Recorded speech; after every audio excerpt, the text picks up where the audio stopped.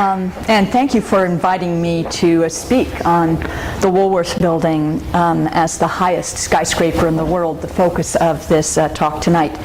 As you all already know, it's the centennial of the Woolworth Building, and as Carol has already outlined, the two of us together curated this exhibition in celebration of the centennial, the Woolworth Building at 100, which you're surrounded with here. This is the second talk that I'm giving on the Woolworth Building, and I know some of you have already come to the first one. 2 weeks ago, I spoke at the New York chapter of the American Institute of Architects on the design of the Woolworth Building as a landmark.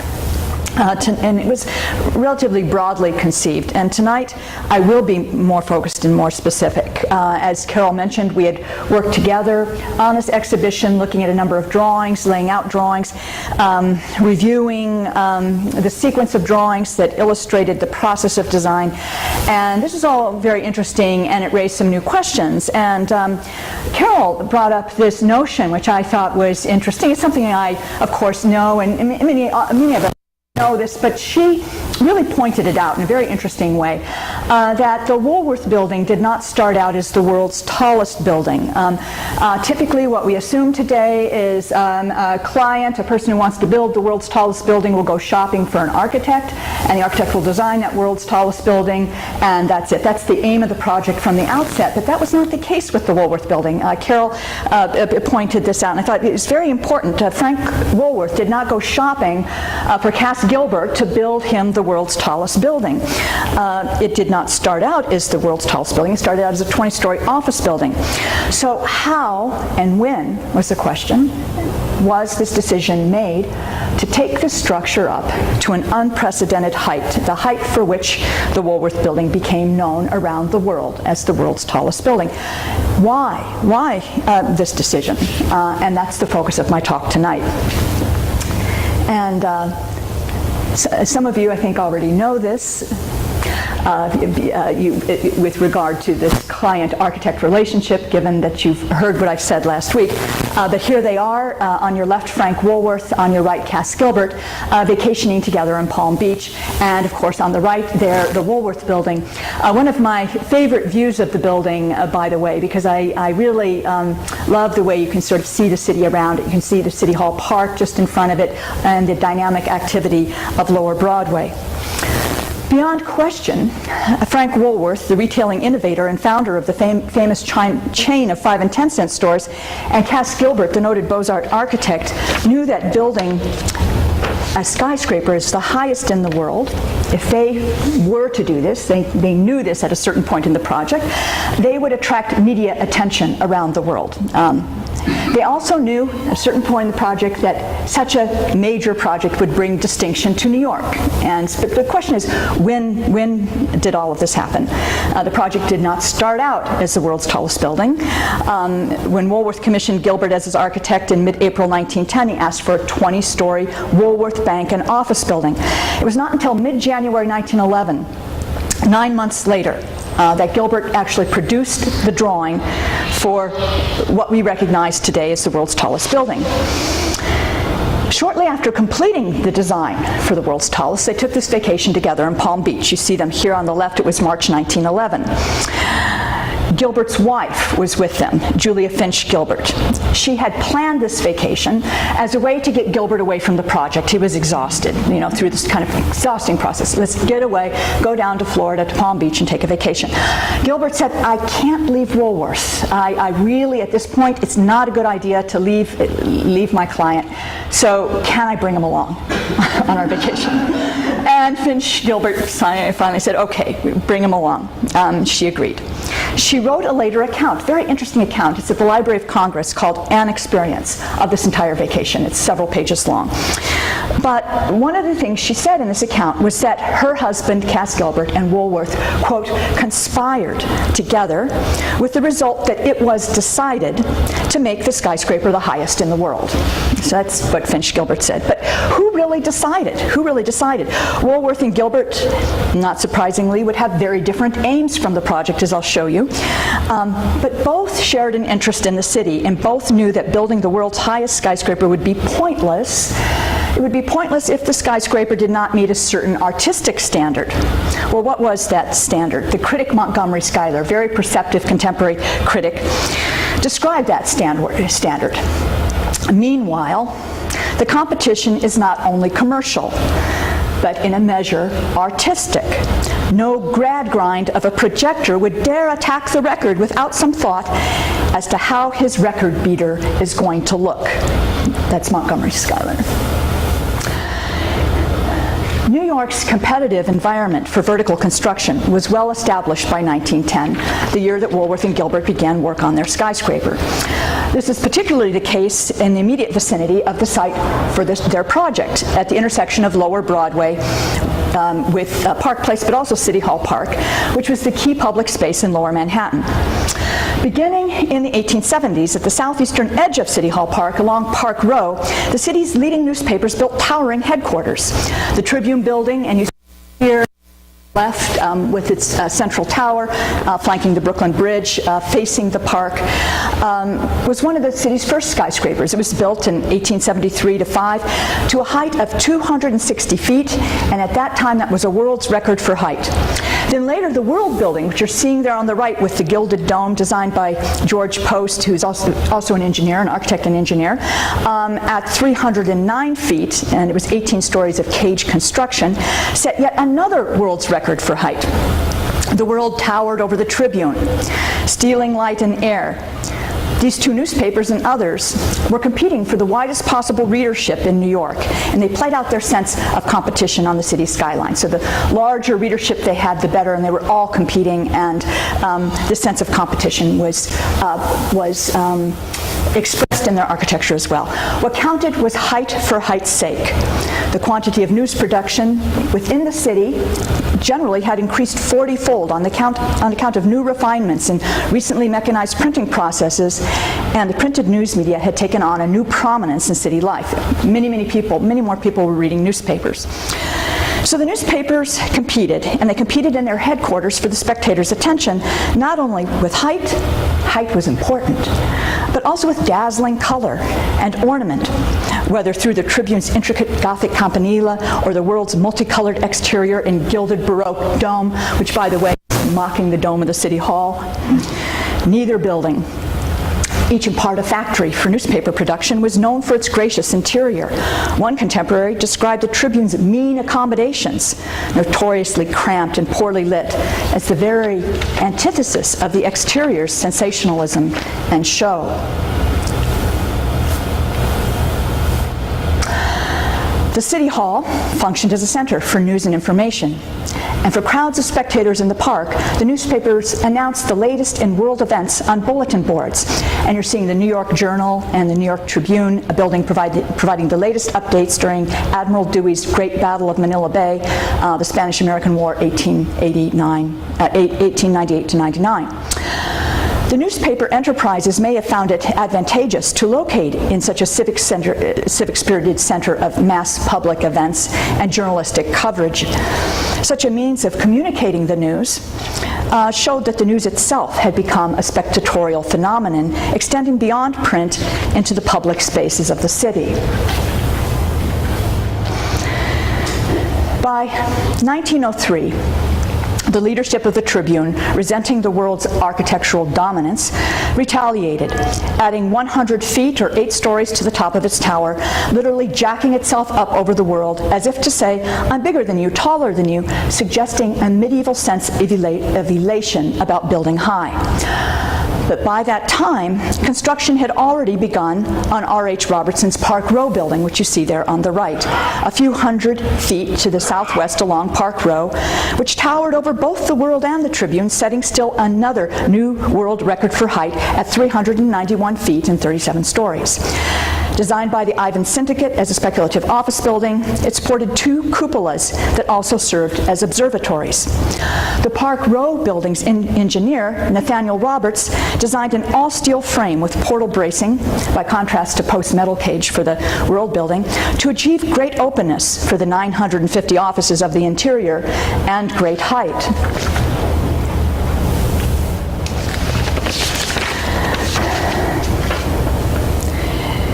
In the the skyline views of New York, which were published in Harper's Weekly in 1897. The top view dated 1881 and the lower one 1897. You can see how the profile of the city had changed. The twin cupolas of the Park Row building and the lower view, topped by flags, dominate that view. Other tall skyscrapers with steel skeleton construction to make their mark.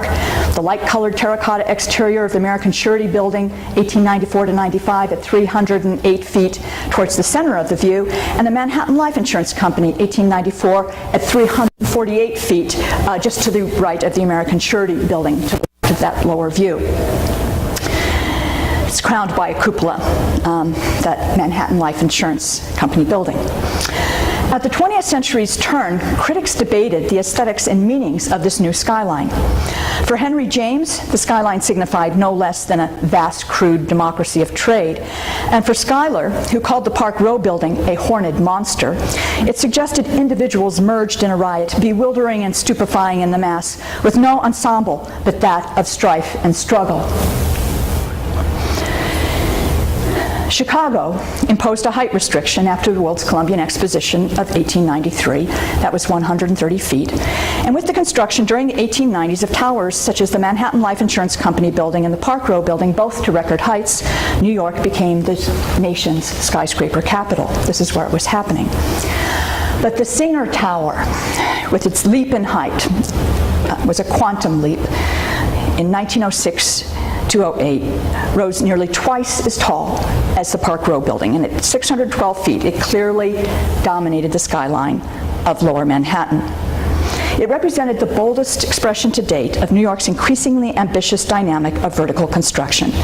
Designed by Ernest Flagg, trained in Paris at the École des Beaux-Arts, it had this very distinctive, it was called modern French, and very memorable, highly ornamental, modern French or French Second Empire crown. Very, very distinctive image of a building for the skyline. Yes. Yeah. As the tallest building in the world, and you see it here towards the center of the view on the top, the Singer Tower did dominate the skyline, and it did dwarf the twin cupolas, which you can see to the left of that view on the top of the Park Row building. The critic John Van Dyke reported that it marked the breaking through of another stratum of ether to create a striking silhouette in the city, and Harrison Rhodes noted that such towers embodied the romance of the future. For Flagg, the Singer Tower's design suggested a new identity for New York as a city of towers, and this is Flagg's sketch. It's attributed to Flagg below here. Flagg considered the Singer Tower as a model for the skyscrapers in the skyline of the future. Such a skyline would be composed of isolated pinnacles, occupying only a quarter of a site's buildable area and ascending upwards to previously unconquerable heights. The city of towers would be a thoroughly modern city, albeit with echoes of Europe, in which the potentials of the elevator and the steel frame had been carried to a logical conclusion. The city of the 20th century. Flagg was reacting to buildings such as the City Investing Building, the bulkiest building to date, designed by Francis Kimball, 1906-208, with 500,000 square feet of floor area, which rose adjacent to the Singer Tower during the course of construction, compromising its isolation and its distinction in city views. The popular imagery in King's Views of New York, which you see on the right, illustrated the future of a city built up with such intensive speculative construction. The resulting extreme density wreaked havoc in the city, creating a babel of confusion, casting streets in perpetual darkness and subjecting citizens to the incessant roar of traffic. The Singer Tower's record for height was short-lived. Within 2 years, the Metropolitan Life Insurance Tower rose 700 feet high to set yet another record for the world's tallest building. Built on a site facing another significant open space in New York, Madison Square, Pierre Lebrun designed the tower as a Venetian campanile, a memorable and very different from that of the Singer Tower, virtually a copy of St. Mark's in Venice. A rapid success, culminating with the Metropolitan Life Insurance, inspired ongoing speculation in the city's printed news media. Here, the World Sunday edition of 1907. How far can New York climb into the sky? A couple years later, Montgomery Schuyler would note, the altitude are precarious and fleeting, almost ephemeral. What next? Truly, what is the limit? It is very clear that the limit is commercial, not technical. In the absence of restraining laws, every projector of a building built for profit will get as high as he thinks it will pay to carry it. The sudden upstart of the beanstalk is nothing to the swiftness of these latter uprisings. They shoot up while you wait. In 1910, when Woolworth decided to build his skyscraper in New York, he owned a total of 300 stores in the United States, Canada, and England with an annual sales of close to 30 million. Looking out from his headquarters in the Stewart Building's 5th story across City Hall Park, Woolworth could not help but notice Lower Manhattan in a perpetual, almost convulsive conquest of vertical space, simply bursting its bonds, observed Harper's Weekly. In 1902, it was as if some mighty force were astir beneath the ground, hour by hour pushing up structures that a dozen years ago would have been inconceivable. Woolworth especially admired the Singer Tower, noting that, he told his friends, his associates, it gave me an idea. That's a quote. Functioning on the skyline like a trademark, at least he saw it that way, it caught the spectator's eye in the competitive, constantly changing, visually strident environment of the city. Woolworth chose a site for his skyscraper at Broadway and Park Place, at the southeast corner of City Hall Park, at a strategic distance from the crowded towers of the financial district. And it's directly across the Broadway from the French Second Empire Post Office, which was later demolished in 1939. Evaluating the skyscraper potential store customers, Woolworth noticed that the city sidewalk crowds became especially dense at the intersection of Broadway and Park Place, and hence his choice of this site. But it was the open expanse of City Hall Park that counted most to Woolworth, and he knew that the park was often filled with crowds. He also knew that the park would provide a view from a distance, distant viewing angles, and hence high visibility for his skyscraper. Soon enough, he would use the words giant signboard.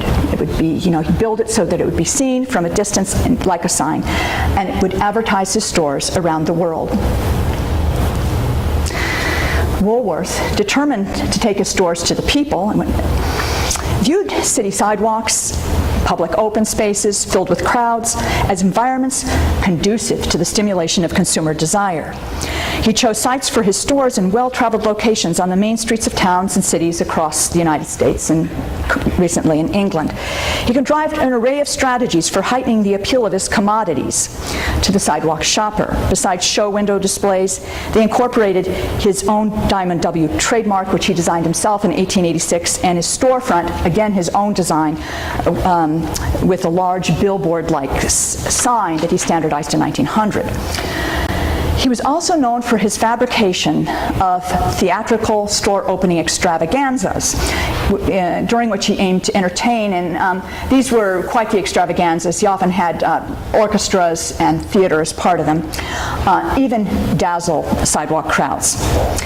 Throughout the Woolworth Building's sequential stages of design and construction, not surprisingly, Woolworth would weave into the project architectural and urban decisions informed by such earlier experiences. In 1901, Woolworth commemorated the founding of his first 5 and 10-cent store in Lancaster, Pennsylvania, with the construction of his first Woolworth Building, which locals called a skyscraper, simply because it towered so high over its surroundings. He dedicated it with a showy opening celebratory extravaganza. It was illuminated at night with twinkling lights and visible for miles. By virtue of its height and prominence, the Lancaster Woolworth Building became a new center of attraction within the city, changing the so-called wrong side of Queen Street, which was the main shopping street, to the right side of the street, and this was Woolworth's plan. He later recalled pointing out to the local skeptics that his experiment with improving Queen Street's property values had in fact succeeded. It was modeled on the newest department stores in Paris, a little bit of theater there, though, a little bit of Coney Island. It featured a Woolworth store in its ground story with a restaurant, a roof garden for theatrical spectacles, and 4 stories of speculative offices sandwiched in between. So, for me, it was interesting that he chose Cass Gilbert as his architect, this was April 1910. But when I thought through this a little bit further, I realized that, well, Woolworth had, in fact, seen the Custom House, which was completed by 1906, he also was familiar with the Minnesota State Capitol. He called these buildings magnificent and artistic. He just thought these were wonderful, monumental Beaux-Arts designs, very different from his stores, but nonetheless he appreciated them. Gilbert had established his practice in New York in 1899, and the Custom House Commission was what allowed him to do that. It was a very substantial commission. And he was working on the Custom as he was completing the Minnesota State Capitol there on your left. Gilbert's architecture reflected his understanding of principles of Beaux-Arts composition. He had studied architecture at MIT. It was known for its monumentality and fine proportions. He had apprenticed with McKim, Mead and White. He especially appreciated Stanford White's skill with ornament. He took frequent sketching tours of Europe. He aimed to travel in Europe every single year, sketch, and he produced lovely watercolors, which are still with us today. He was skilled at transforming these sources from Europe into highly pictorial compositions. And that's not my word, that's his word. He wanted his buildings to be memorable, even pictorial. He used every possible means available in the day's architectural repertoire: gleaming white marble at the Capitol, gilded sculptures in the Custom House, bold rustication, a very elaborate program of ornament and allegorical sculpture, carving. These were compositions that were destined to stand out in the city and to compete with the many other things, the many diversions and enticements that in the city that engaged the eye of the sidewalk spectator. Woolworth was especially well acquainted with the Custom House, as I suggested. He was known by 1900 as the largest importer, and all the imports came in through he had to actually pay for his imports, the duties at the Custom House. The largest importer of half the lines he sold in his stores, and so a name that figured most prominently, it was said, that's a quote, in Custom House affairs. But most important, Woolworth took notice of Gilbert's skyscrapers, the Broadway Chambers building there on the left and the West Street building on the right. The Broadway Chambers building was right across the street from his Stewart Street headquarters, right across Broadway. And the West Street building located just a few blocks away on a prominent site facing the Hudson River. Woolworth especially admired the West Street building, the earliest example of Gilbert's own skyscraper Gothic style. According to contemporaries, this is exactly the type of skyscraper he wanted to build. It echoed the monuments of Europe, and by now Woolworth had traveled extensively in Europe. He went there at least every year on a buying trip, and he loved the cathedrals. It had highlights of color, an abundance of ornament, soaring verticals inspired by the Chicago architect Louis Sullivan, and a picturesque crown. Architectural critics especially acclaimed the picturesque outline of the top of the building and city views. Montgomery Schuyler called attention to the crown as an inspiration, and Claude Bragdon noted the design's beauty in mass, outline, color, and detail, favored by the crown's detachment against the background of city and sky. Gilbert's original design for the West Street building featured a majestic central tower, recalling those found in Hotel de Villes or city halls, market halls, belfries, and other secular buildings of this type in Flanders, which is today's Belgium. Brussels, Compiègne, Middelburg, Alkmaar, notably Bruges, which you see on the right. Gilbert had traveled to Flanders for the first time in 1897. His interest in the region, as documented in diaries and essay and travel drawings, was well established by the time of his West Street Building Commission in 1905. Gilbert was identifying modern commercial New York romantically and nostalgically with the Flemish free trading cities of the Middle Ages, calling to mind a simpler era of merchant autonomy with informal merchant communities, colonies of agents, far-flung routes of exchange.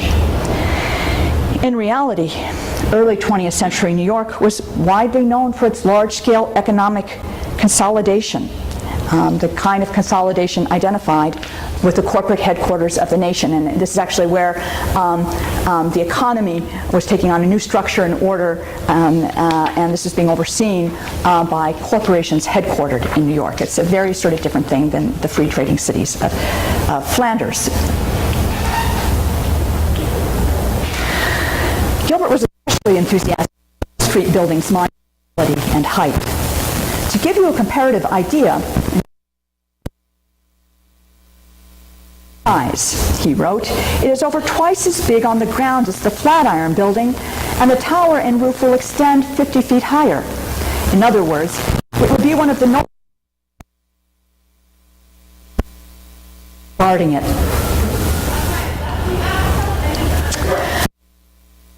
Contemporaries in New York, Charles McKenna, vociferously criticized the skyscraper, but Gilbert appreciated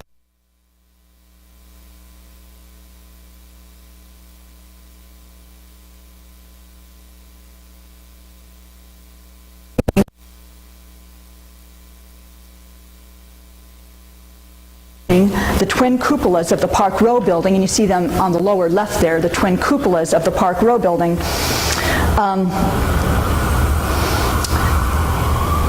Right there, sketched in the background, showing that he's eager to design the city's tallest skyscraper. Consequently, it's not surprising that he set his sight on the commission for Woolworth skyscraper. So how did that commission come about? There are a lot of contemporary stories, and those stories remain with us today.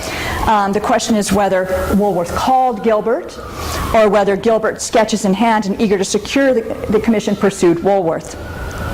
Reportedly, there's a story, apocryphal, but nonetheless an interesting story. He coordinated a voyage to Europe with Woolworths and got the contract for the commission signed before the ship reached the opposite shore.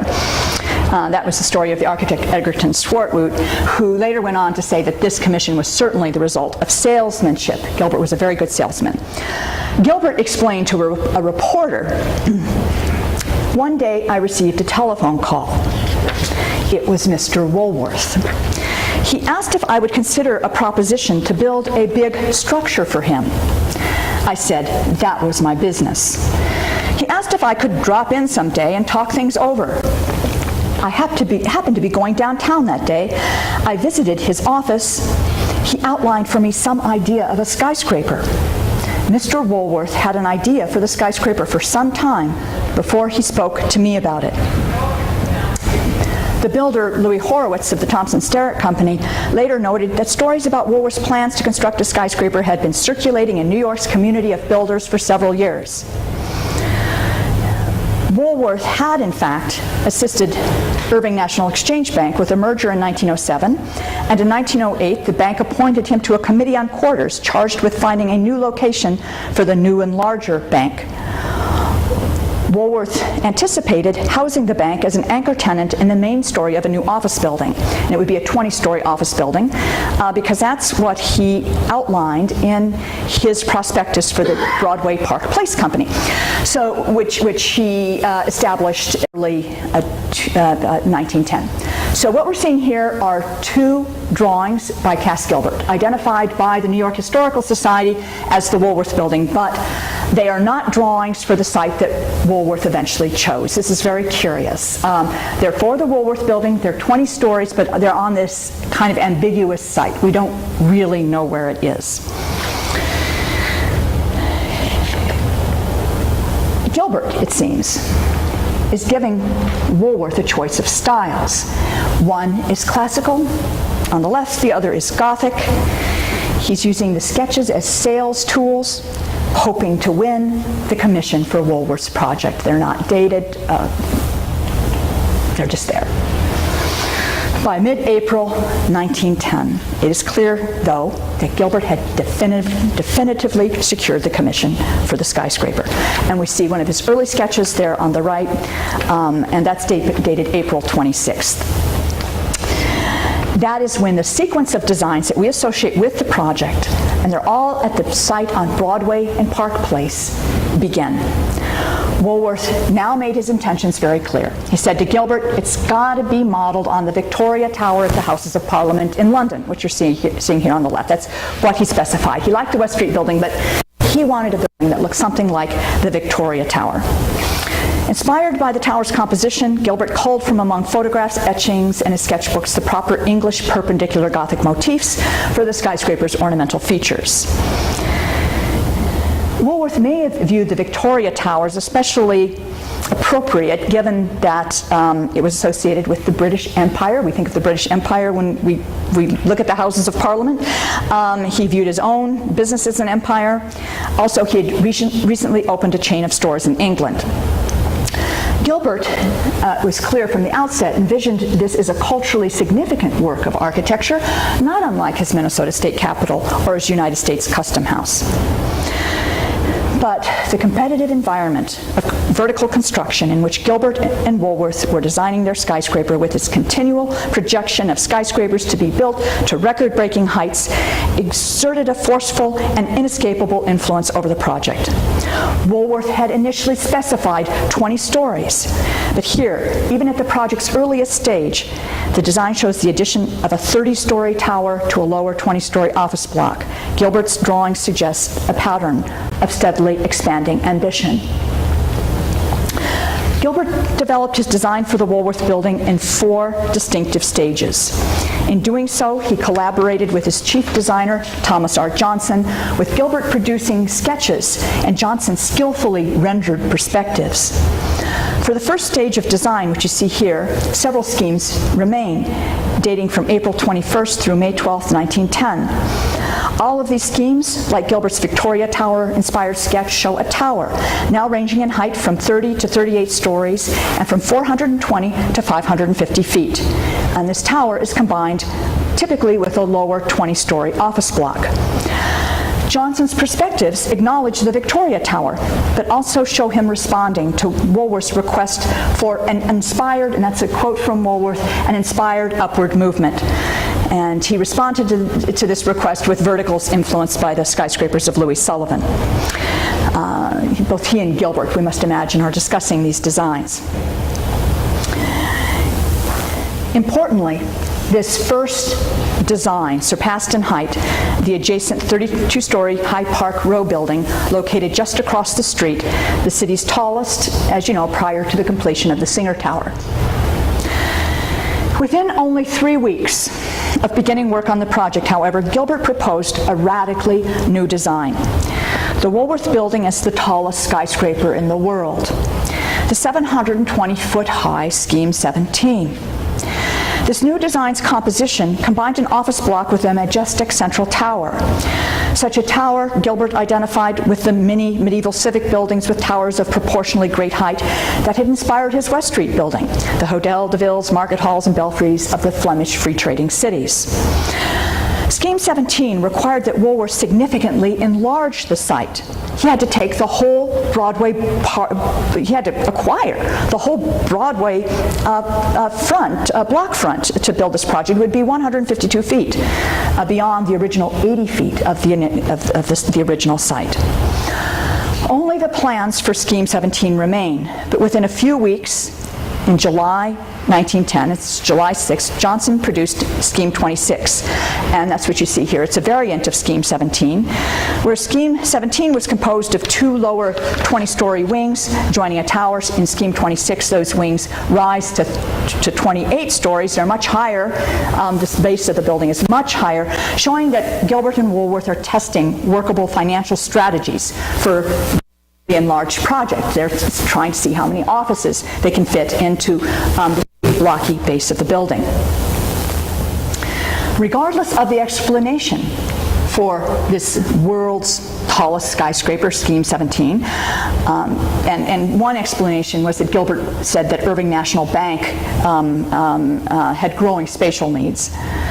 It's still not clear who imagined that the project's arena of competition for the world's tallest would now extend beyond City Hall Park and the Park Row building to incorporate the entire panorama of Lower Manhattan. Scheme 26's floor plan similarly suggested a new level of ambition. Gilbert and Woolworth had decided to incorporate a new monumental lobby arcade on the central axis of the building, extending the full depth of the site. Constructing the 720-foot high Scheme 17, or even Scheme 26, entailed, as I suggested, expanding the building site. And essential to expanding the site was the acquisition of a key corner parcel, and that was at the intersection of Broadway and Barclay Street, known as the Barclay Street corner. Woolworth had tried repeatedly to acquire that corner, but the owners were holding out. Early that August, Gilbert and Woolworth met at the Carlton House in London to inspect the Victoria Tower and to discuss the skyscraper's design over drawings of Scheme 26. Woolworth reported that he and the Barclay Corner's owner, that Adelaide and John Hamilton family, were $50,000 apart on the price of the land. They had resisted his efforts to negotiate, and he had reached a breaking point, so he decided to give up entirely on Scheme 26. Gilbert didn't know what to do. He sketched a scaled-back version of the project. You see that on the right. He sent it to Johnson in New York for further development. He knew that Woolworth would sail for New York and arrive in advance of his own arrival, so he urged his office manager, John Rockert, to very tactfully encourage Woolworth to build some revised version of Scheme 26. The architect Antonin Raymond, a draftsman associated with Gilbert's office at the time, later recalled that Gilbert had the genius and ability to exploit the ambition of Woolworth toward the realization of a monumental architectural creation without precedent. By August 22nd, Woolworth had changed his mind, and perhaps persuaded by Gilbert. He had firmly decided that he was not going to give up on Scheme 26. He continued to be haunted by the idea of dramatically altering Lower Manhattan's skyline with the construction of a spectacular Gothic tower. By that October, Johnson had produced the drawing you see here, a perspective for a Gothic tower reaching to a record-breaking height of 625 feet. Without the Barclay corner, Woolworth still couldn't get it. But Woolworth had acquired parcels to protect the light and air of his first design, and he added those to the site, so the site is slightly larger. And now, with this new design on the slightly larger site, Woolworth could top the height of the 612-foot Singer Tower and command the skyline of Lower Manhattan. Well, why did he do it? He had given up. Initially, it appears that he had discovered this notion right now at this point of the project of his giant signboard. The giant signboard provided a rational excuse to justify the irrationality of building to such an extreme height. And by the way, he only needed one story in this office building for his headquarters. The rest was purely speculative office space.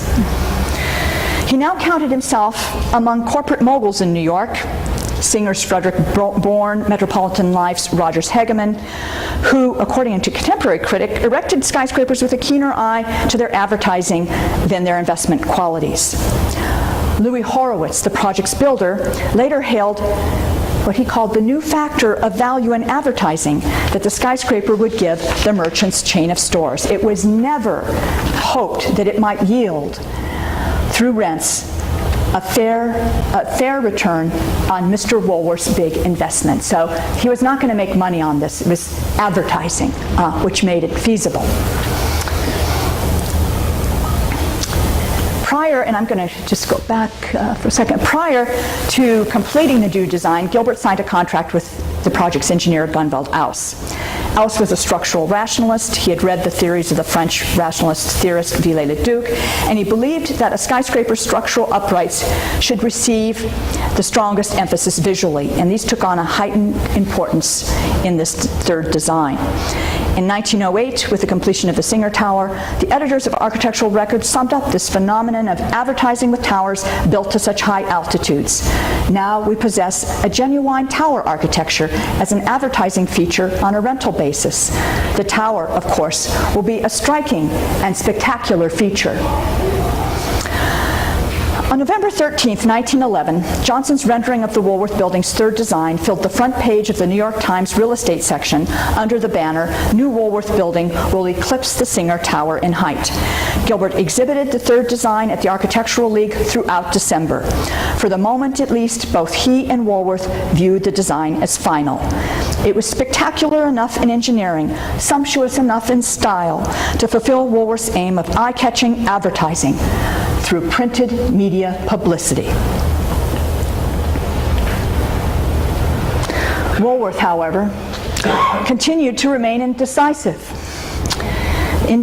about the skyscraper's final height. On December 13th, Gilbert wondered whether he wanted me to design the tower of his building at a height of 625 feet or to carry it up to something over 700 feet, high enough to be the highest tower in the world. Despite Woolworth's ambivalence about the question of height, the pressures of speculative real estate finance propelled the project forward. On November 4th, 1910, Woolworth ordered the foundation company to begin excavating the project site with pneumatic caissons, and on November 20th, curiously after construction started, the Borough of Manhattan issued the project's first building permit.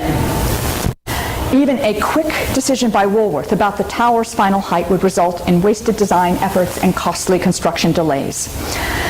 Significantly for Insurance Tower stood isolated in Midtown and the tallest office building in the world. Woolworth, meanwhile, was organizing a corporate merger. At the end of the coming year, $5 million private stock corporation would boast 8 district offices and a total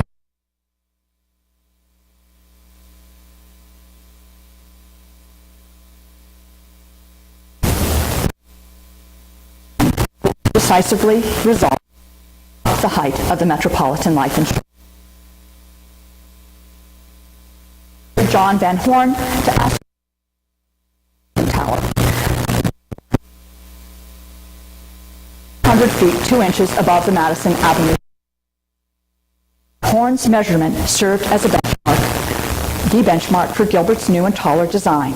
In a conceptual sketch, which you see here on the left, dated December 31st, Gilbert revised the proportions of backs, taking his cues from those of the Metropolitan Life Tower, transforming his tower into a slender and soaring Gothic campanile.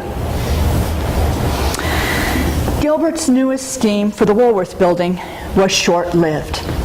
On January 18th, and now we're into 1911, the Hamilton family, holding out at the Barclay Street corner, capitulated to Woolworth, offering their prized corner parcel at $100,000 less than Woolworth had proposed 6 months earlier. And earlier that January, Woolworth had purchased 3 and 5 Barclay Street, which allowed him to surround and isolate that Barclay Street corner. The owners feared a loss of the value of their property, given the shadow of the gargantuan structure that had been published on November 13th in the New York Times.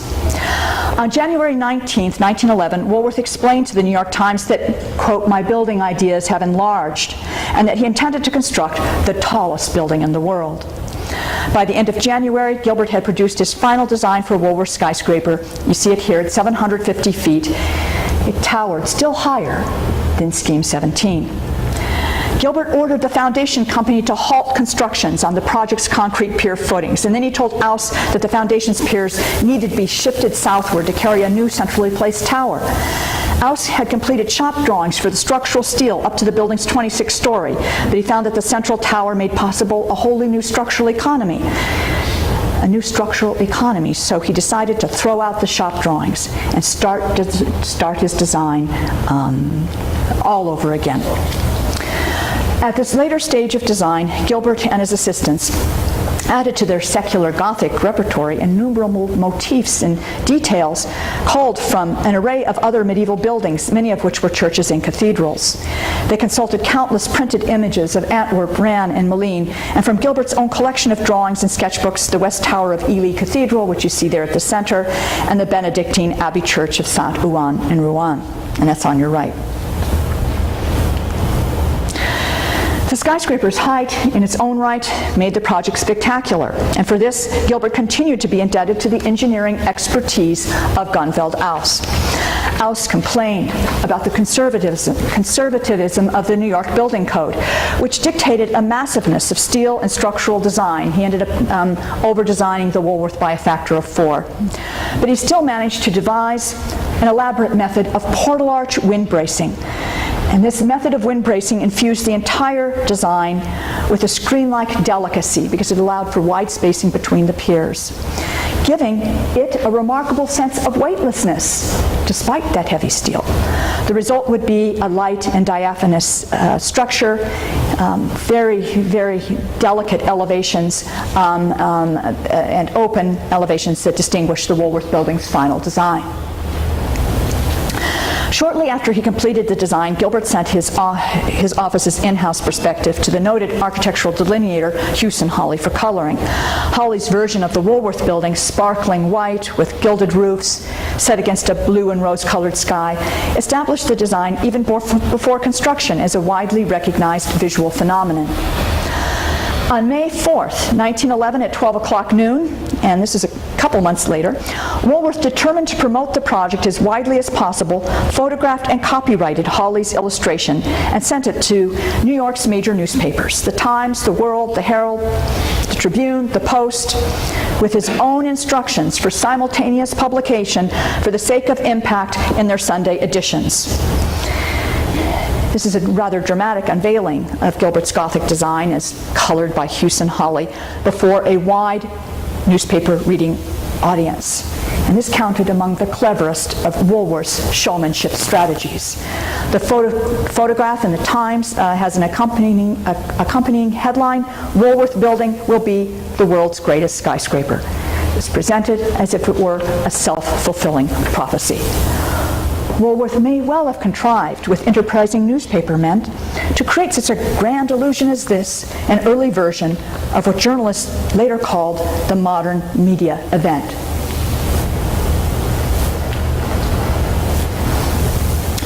In April 1911, Woolworth signed a contract with Louis Horowitz of the Thompson Sterrett Construction Company, and now the builder, a third powerful figure, entered the project scene.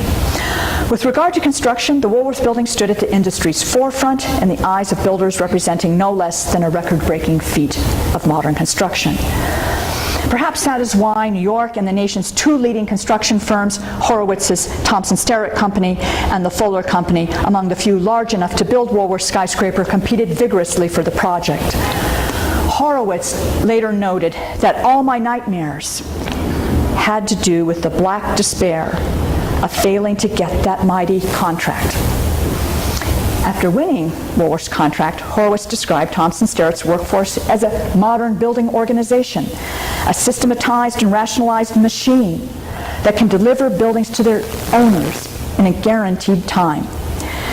That workforce included 180 structural ironworkers who erected and riveted the frame in less than 9 months, setting a new record for speed. Horowitz aimed at no less than modernizing the city at a breathtaking pace. He wrote that every one of us felt himself to be an adventurer. We visioned the cities of America rising to dizzy, gleaming heights. We dreamed of unshaped inventions that would become part of the fabulous mechanistic structures that we were going to build.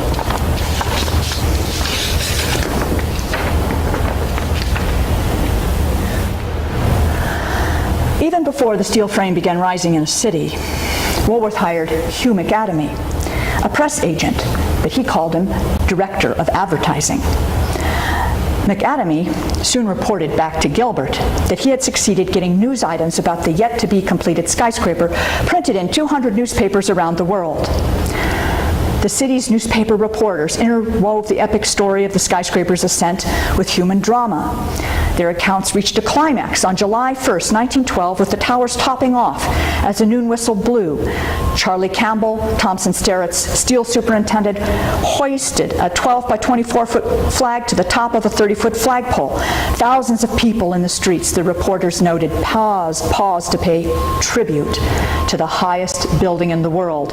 And now it's 792 feet because Gilbert has added another 42 feet to the design, and this this was after it was completed, because he wanted the tower to look taller. It was the aesthetics of the tower. In the end, McAdamy spent approximately $100,000 publicizing the construction dollars of 1911 and 12, publicizing the construction of the Woolworth Building, possibly the first campaign on such a scale for an individual building. In the process, he thoroughly ingrained the project within the city's print culture as well as its urban imagination, further sensationalizing an already sensational skyscraper. Woolworth's ambitions reached the heights of spectacularity with the contrivance of a breathtaking electrical opening by McAdamy on April 24, 1913. With McAdamy's assistance, Woolworth exploited New York City Hall Park as a supreme setting for urban spectatorship and printed news publicity. McAdamy had President Woodrow Wilson push a button telegraphically wired to the Woolworth's power plant from his desk in Washington, D.C., and 80,000 incandescent bulbs of its interior flashed on all at once. The skyscraper leapt into full view as a brilliantly illuminated object against the evening blackness. McAdamy then had news of the event flashed by Marconi wireless operators from the Woolworth's Tower to the Eiffel Tower, and from there to all major European capitals. In the following days and weeks, one source estimated that some 2 million words of publicity about Frank Woolworth, the skyscraper, and the event filled American newspapers and magazines. All pointed to the vibrant urban culture of mass entertainment and mass spectatorship in which Woolworth and his skyscraper both competed and triumphed, and all pointed to a newly powerful role for the skyscraper in the city. Even while aiming to spectacularize his skyscraper in the city as well as the printed media, Woolworth also adhered to the more pragmatic notion that the skyscraper should function as a solid investment in New York real estate. The headquarters of his enterprise, as I had suggested, required only a single story, and the skyscraper's total of 55 stories, the remaining stories he aimed to lease as speculative office space.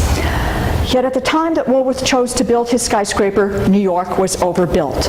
The real estate people said it was a gigantic gamble. He later recalled that it could never be filled. So based on his earlier experiment in Lancaster,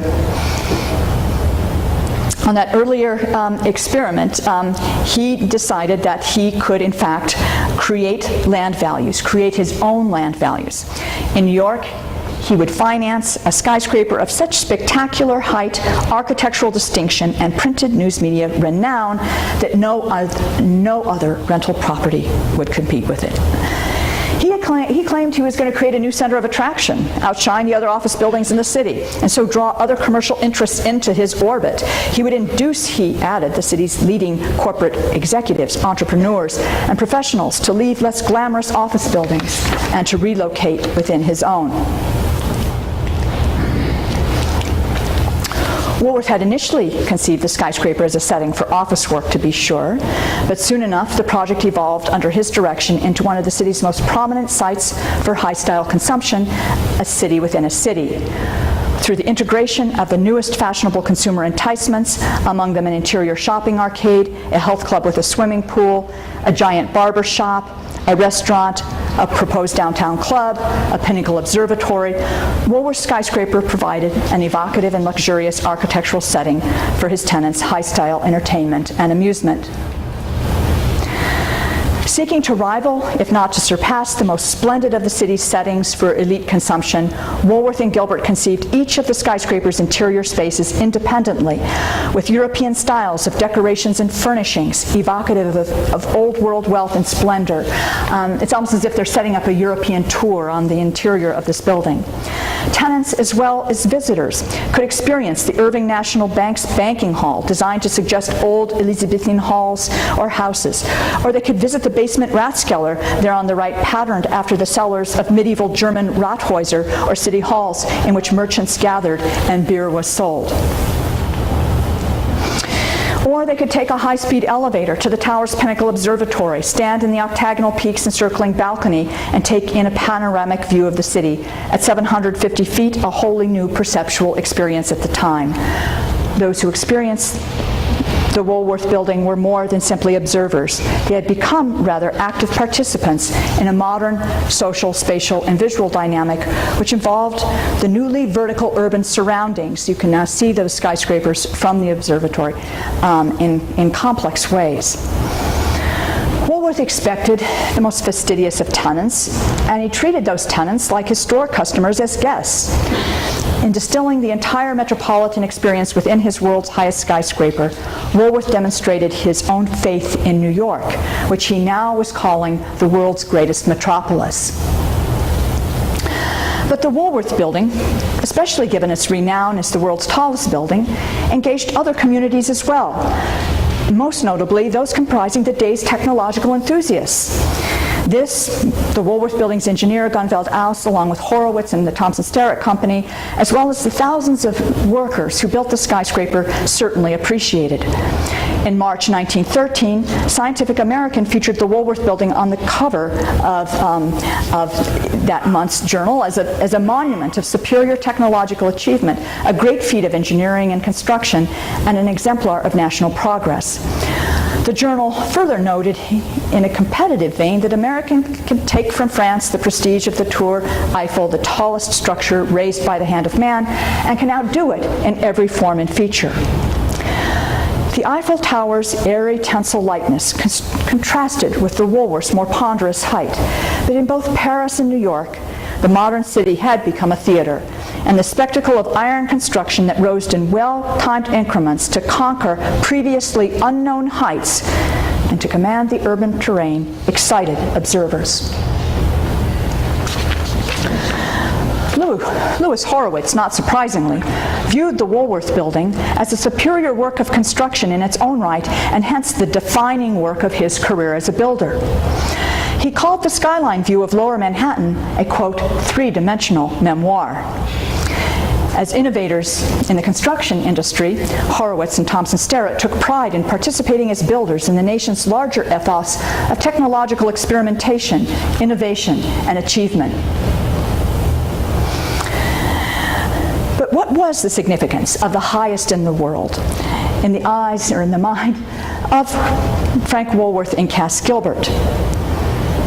For Woolworth, first and foremost, highest in the world furthered his aims of publicity and advertising, and this is especially clear in his decision, or in his belief that the building should be lit up at night because it could function as especially effective advertising by night.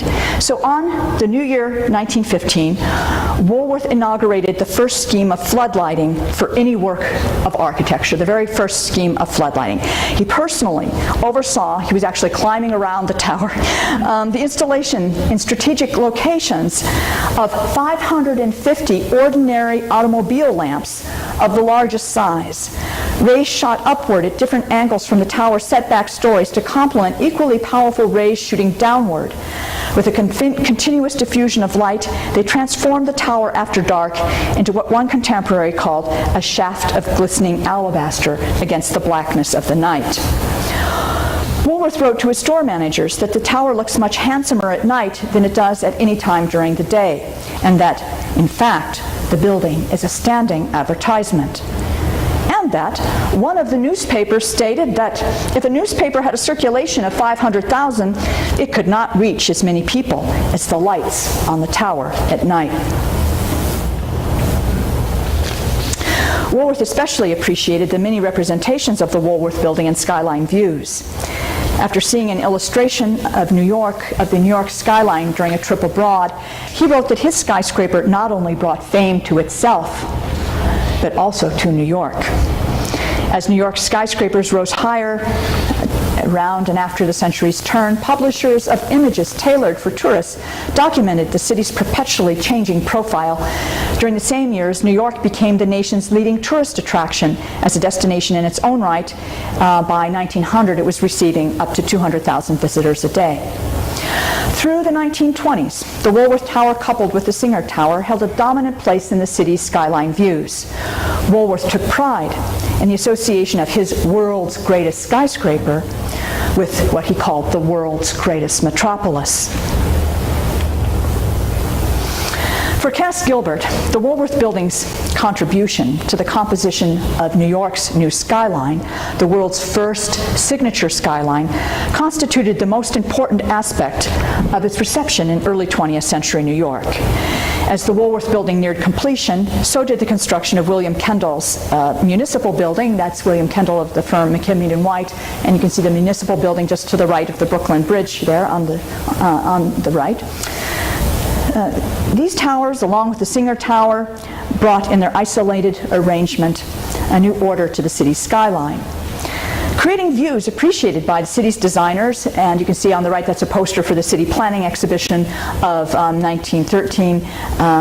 The designers and planners appreciated views such as these, as did the city's promoters. And this view on the left is beautifully tinted with color and appeared in a number of publications associated with the Woolworth Building.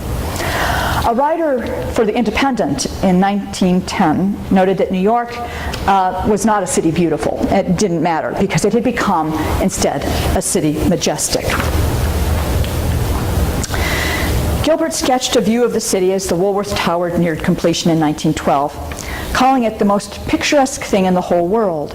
As we sailed farther and farther away, it seemed to swim in an atmosphere, like a dream city of towers and pinnacles. Its colors was fascinating, its silhouette enchanting. Later, Gilbert's contemporaries applauded him for making the New York skyline one of the wonders of our time. But in the end, it was the Woolworth Building's place in the vast panorama of world architecture that surely had the greatest significance for Gilbert. The Woolworth's monumentality and architectural distinction made it a landmark of the sort worthy of inclusion in such a panorama. Architecture, as Gilbert viewed it, served, in his words, as the permanent recorder of the histories of the various ages of man. So if Woolworth prized publicity and advertising using the spectacle of the world's tallest building to make his skyscraper a true mass cultural phenomenon, then Gilbert, by placing his design within the trajectory of history, associated with the most selective of world landmarks, the Parthenon, the Taj Mahal, resisted the ephemerality of such spectacularization. So why the world's tallest building? Schuyler had noted that height would have been impossible without a commercial justification.